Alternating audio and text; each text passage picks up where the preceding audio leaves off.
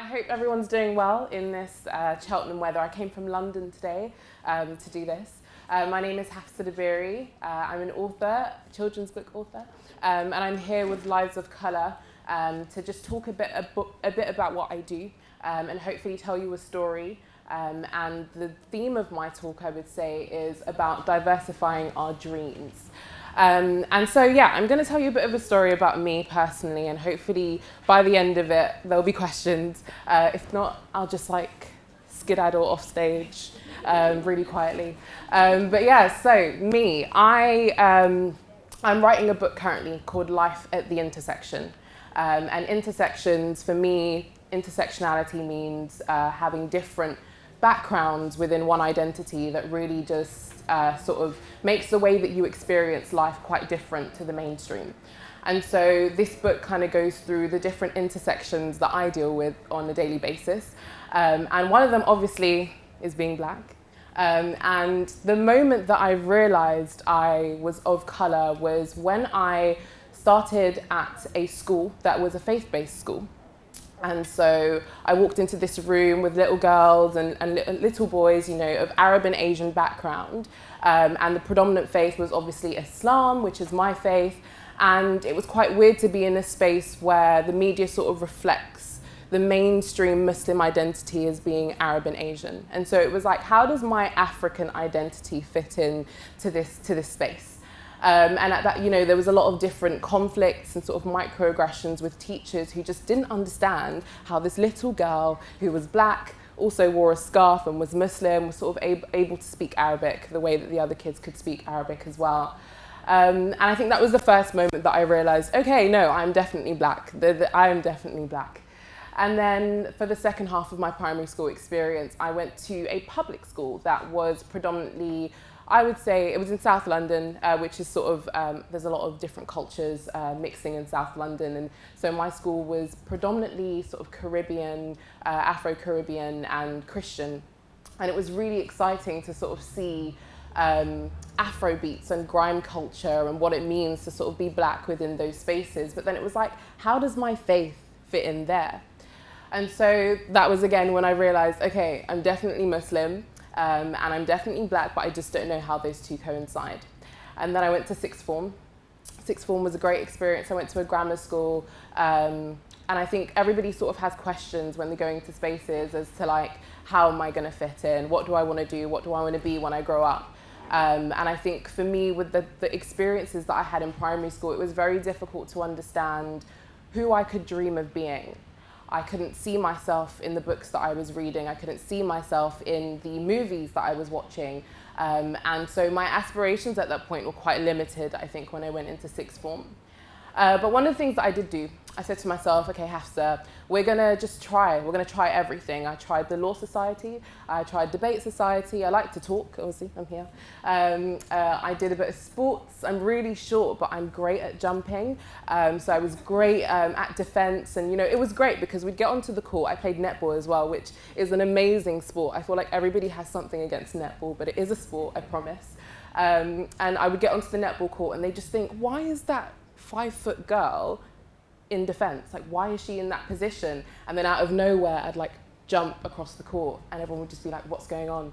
And my hijab would like be flying behind me. It was just great. It was like, I was like the little thing that they just had hidden.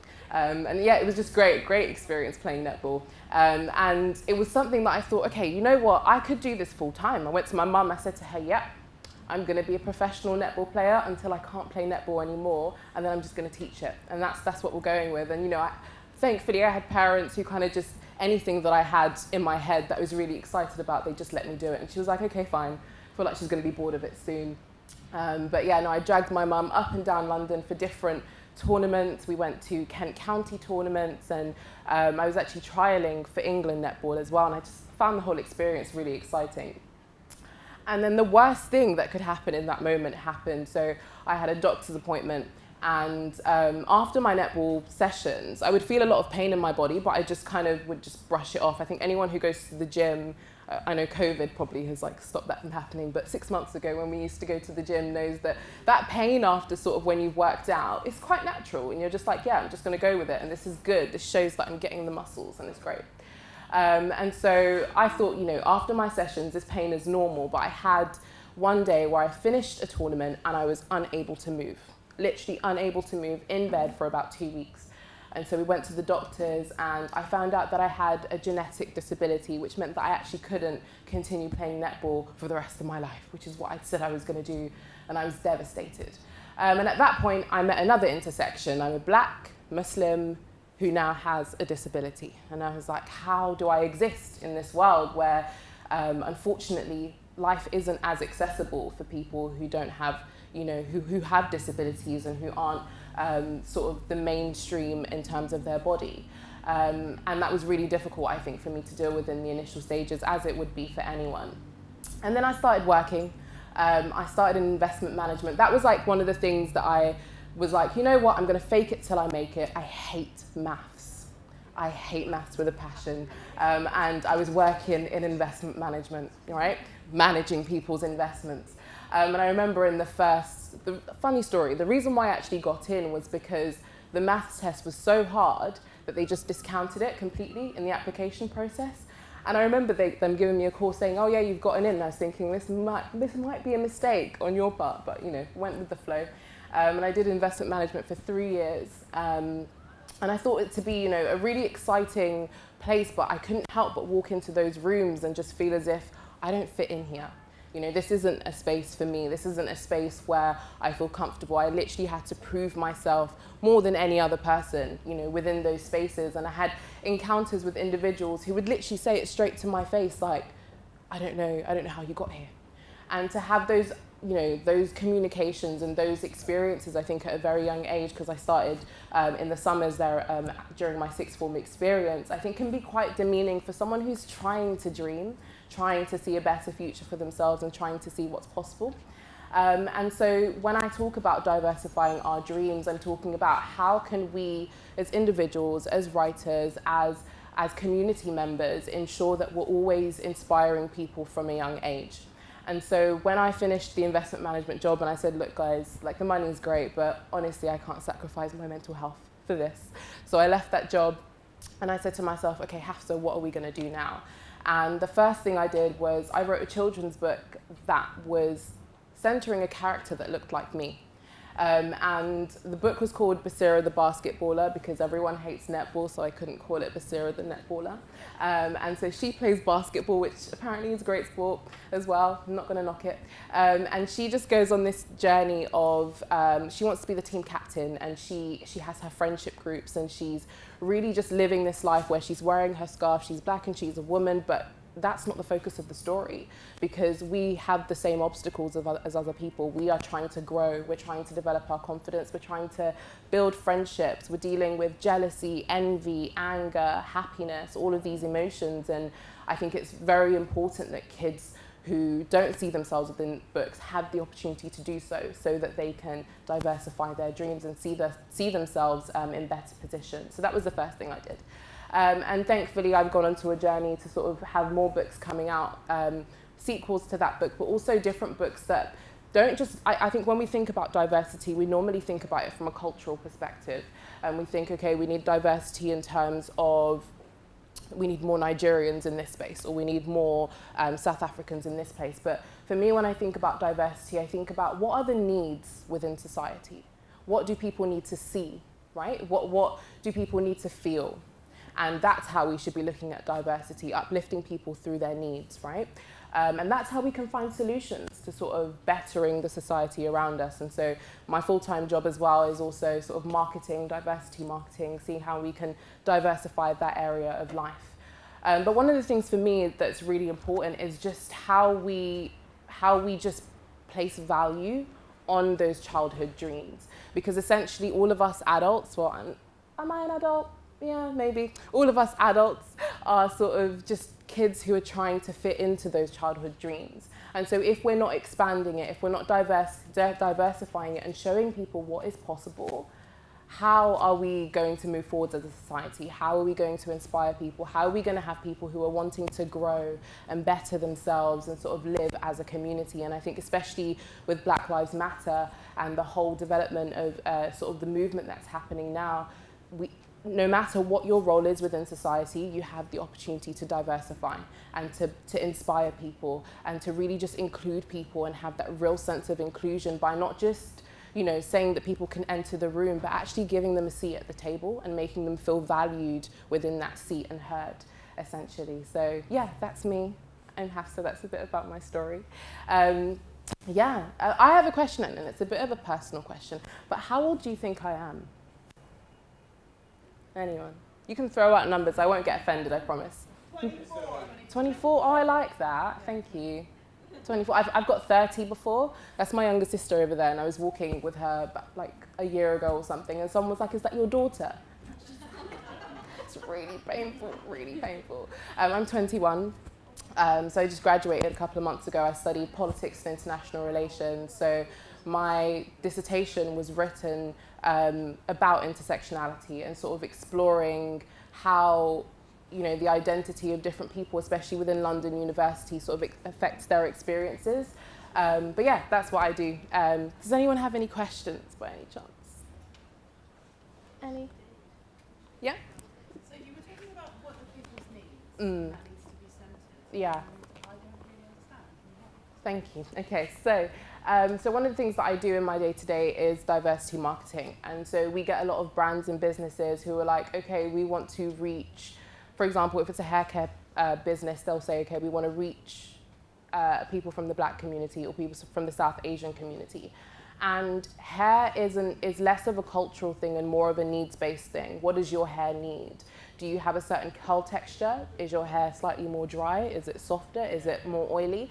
And so when it comes to diversity when you're trying to find solutions, basically, it's less about the culture, but what the individual within those cultures need. And you can only get that information from truly understanding those cultures in depth, or really having the insights or personal connection with those communities to be able to find out, you know, essentially what they need on a daily basis.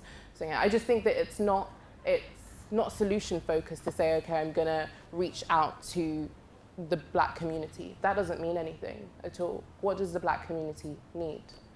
Yeah. How do you identify it? So what we do, this is talking about my business. Okay. What we do is that we have focus group sessions that we can bring different communities together to have those discussions, so you can hear just from them. But we also have a lot of data that we go through, and also we've got specialists who are sort of diversity consultants who have worked for years in sort of understanding what the needs of different cultures are. And yeah, I think it's just about calling upon the knowledge that's already out there rather than just taking it upon ourselves to make it up, because that's when we make mistakes, essentially. So once you've asked and they've told you, you kind of then create a strategy along that.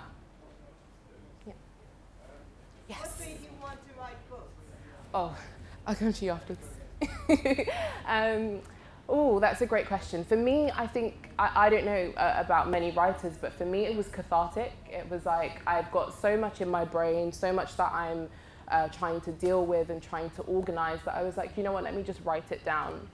And so I've been writing for a while, but I really hate long-term projects. Like, I like the instant gratification, basically, and that's what you kind of get from children's books because they're quite small. So I was like, you know what, I've been writing this huge book on the side that's really giving me a headache, but I'm just going to stop and just do something a bit more creative and fun, and that sort of challenges me to change the way that I'm even framing myself, because for a child you've got to sort of simplify everything, and life is really simple. We kind of just complicate it for ourselves. So yeah, for me it was like cathartic. It was, yeah. Thank you. Yeah. How well do you think the BBC are doing with regards to diversity? I think that's an interesting question. I think if we're thinking like outwardly in terms of the media that they're putting out, I think they are doing quite well in bringing in individuals who are sort of not representative, but are sort of understanding of different cultures, and so are able to bring out content that sort of accurately reflects that.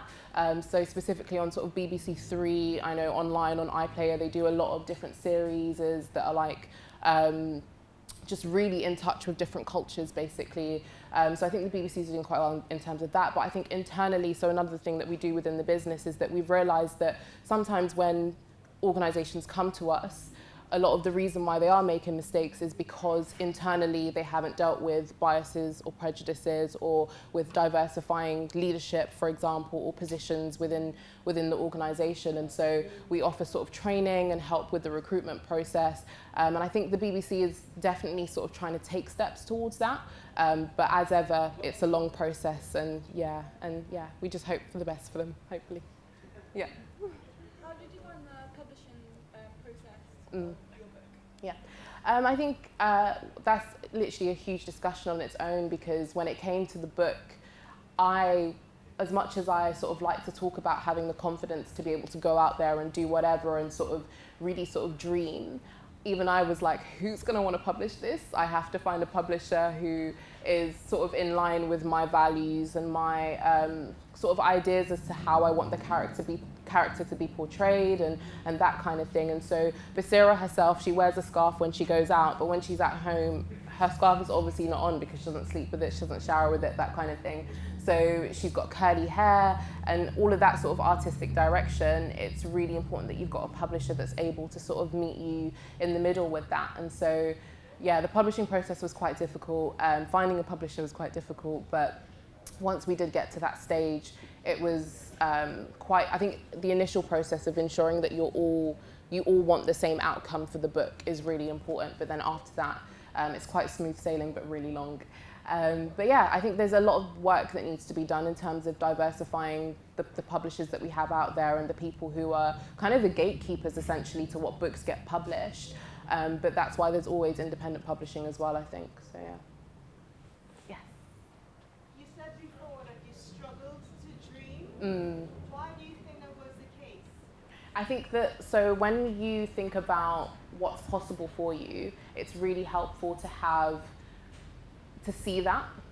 So seeing is believing for me, basically. When you see something, you're able to believe that actually, wait, I'm capable of doing that thing, or to have someone who's already gone through that process and is sitting in a position that you could only aspire to be in. It's really sort of motivational to know that, okay, that person has gone through everything and has still gotten to that position. But I think growing up, especially in London, sort of working class, and around all of, the conversations of sort of black people not attaining the same academic levels as other people, all of those kind of statistics are really, they dampen how much we sort of think we're able to achieve within a space of time. And so for me, it was like, how are people going to take me seriously? How are people going to let me speak? How are they going to let me write? How are they going to allow me to be in meetings and, and be employed in certain spaces?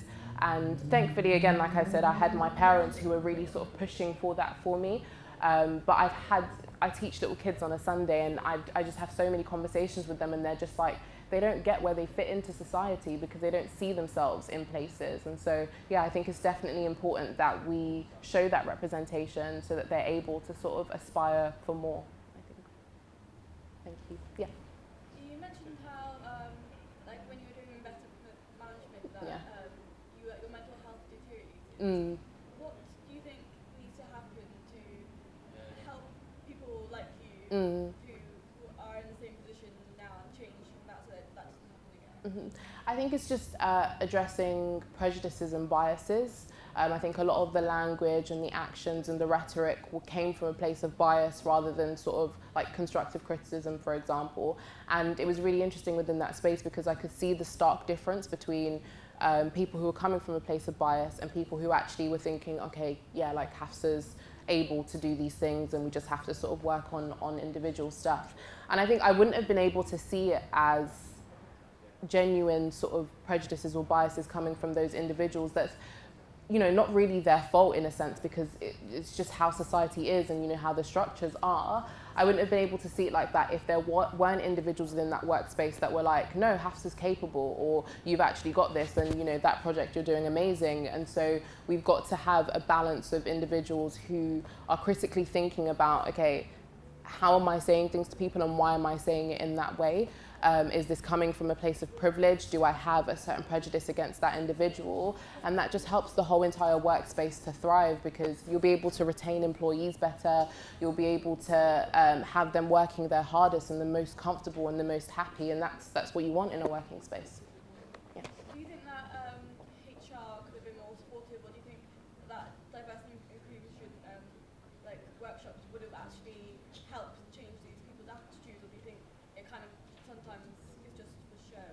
Yeah, I think definitely sometimes it's for show, but then again, it's like it needs to be there regardless of whether or not it's for show. So I think it definitely would have helped in this situation. But I think specifically within the finance industry, I think especially with it being a predominantly male institution as well, there's just a lot of things that get pushed under the carpet that's just not spoken about. There's a lot of attitudes that are just allowed to exist within those spaces.